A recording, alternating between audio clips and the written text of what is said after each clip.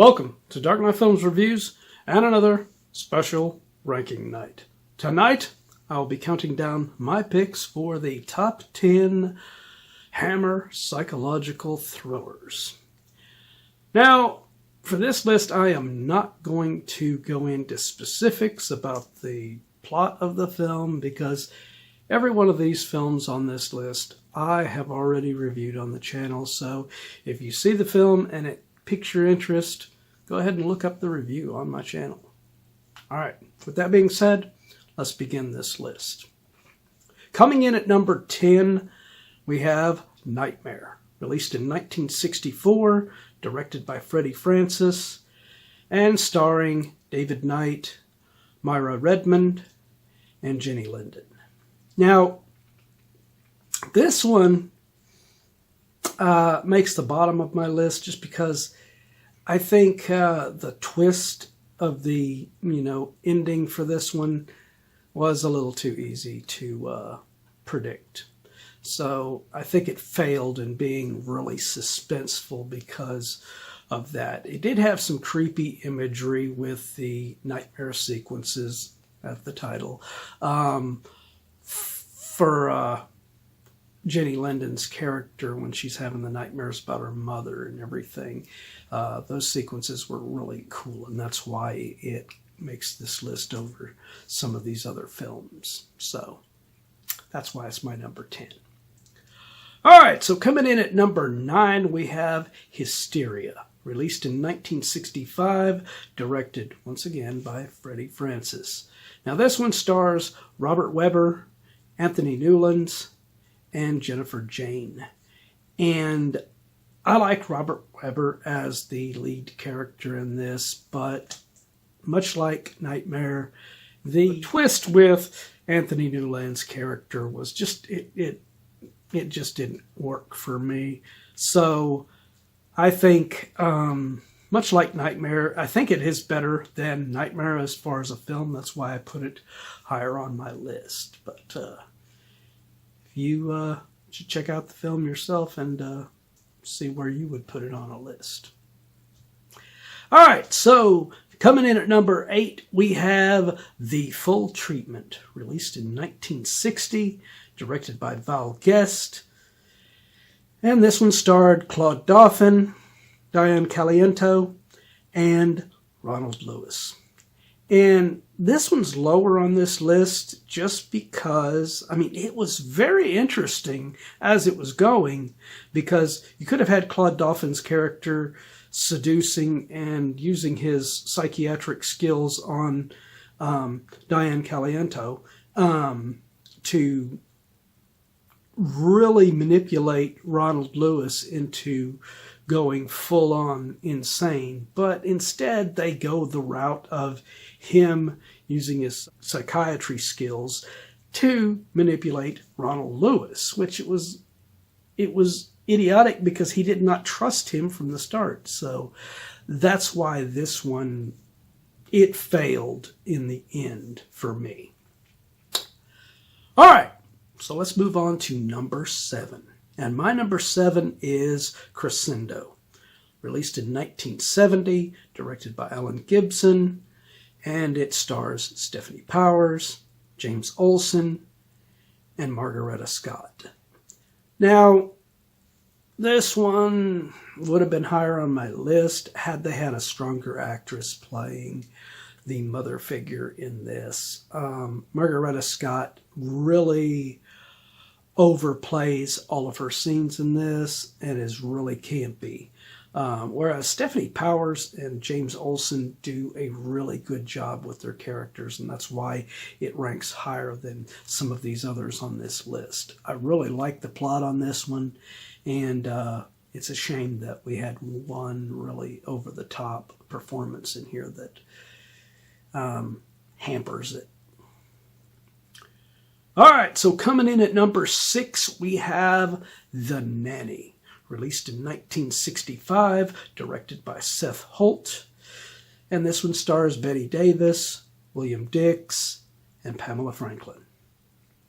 Now, I absolutely was drawn into this film and was actually believing that Bette Davis' character was the innocent and the one that's being abused in this one. Whereas William Dix, I was originally thinking he was just some little shit kid, and was annoying and was, but Seth Holt did a really good job in twisting that around by the end of the film. And I'm not going to spoil anything for you, so if you want to see the film, check it out. It's definitely worth checking out. It is a very, very good film. Pamela Franklin is superb in here in her role as well. So definitely worth checking out. Coming in at number 5 for me is Maniac, released in 1963, directed by Michael Carreras, and it stars Kerwin Matthews, Nadia Gray, and Donald Houston. Now, this one is very interesting because of the love triangle elements between Kerwin Matthews, Nadia Gray, and her daughter character in here, ironically. And the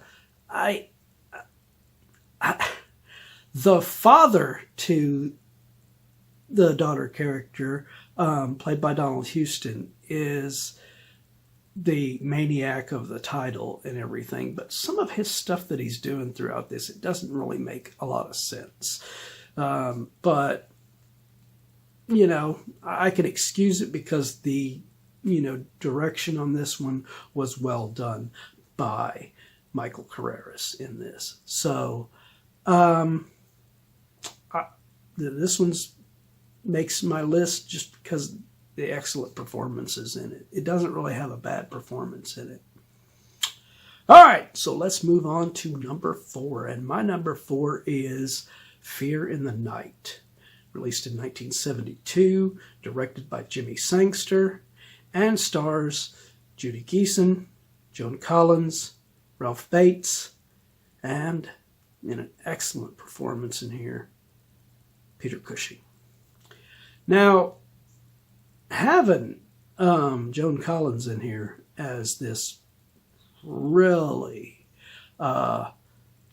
you can see where she would end up getting her role later on in these nighttime soaps where she's just playing this vixen character, because this film laid the groundwork for that. Now, of course, she had played something like that in other films as well, and TV shows, but it was sort of something that ended up being typecast onto Joan Collins, unfortunately. But she's really good in this for the time she's in it. I really like Judy Geeson, but I think the ending of this film lets her down. Otherwise, this film might be my number 1 on this list. But and Ralph Bates is pretty damn good in his role as well.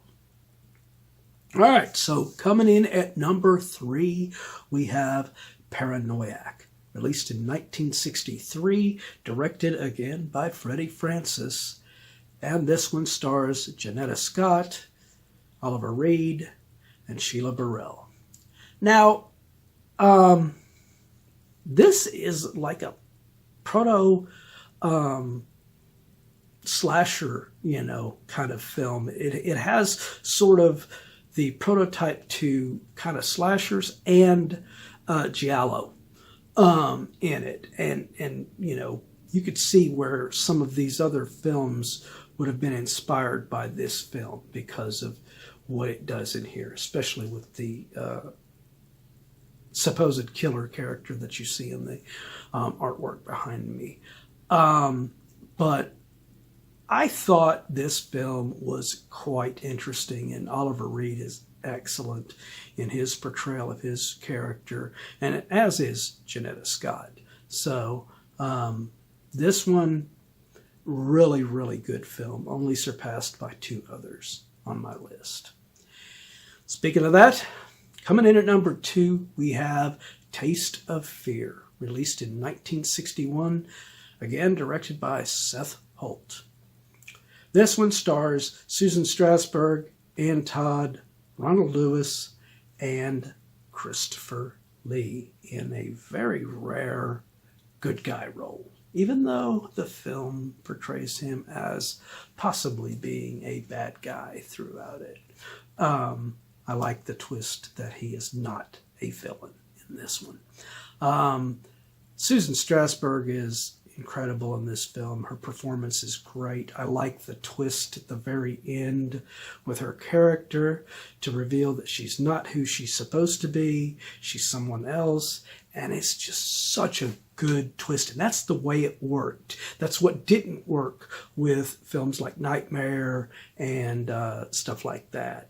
So that's why this one makes my list so high, because everything in this was very, very well done, in my opinion.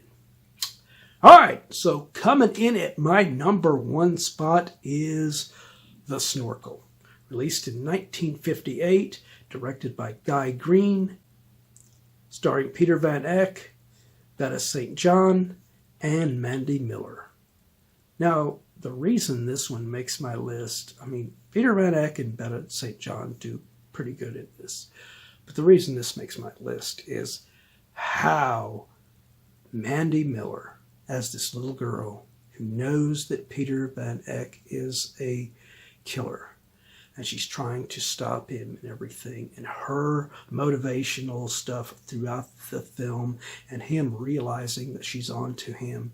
It's just so, the suspense and the way it plays out is so well done. This is one of the better psychological thrillers, and that is why it is on my list at number one on this whole list. And in fact, I think The Snorkel is probably one of Hammer's best films, period, even including horror films. This is a damn good film. If you have not seen it, I implore you to check it out. So, what do you think of my list? Do you agree with it? Do you disagree? Let me know in those comments down below. And hopefully my list here has made you want to check out some of my other reviews and maybe check out those films as well. But anyway, if you like this video, do not forget to like, share, and subscribe. And don't forget to click that bell icon so you'll be notified about future videos just like this one.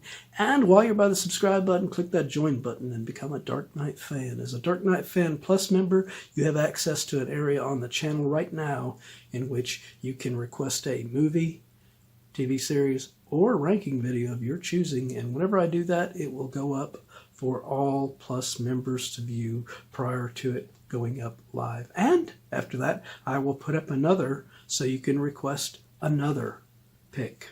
So it's not a one-time thing. So if you want to get interactive, now's a good time. And if you missed last week's ranking video, check out the link above. And if you missed any of our other ranking videos, check out this playlist and get caught up.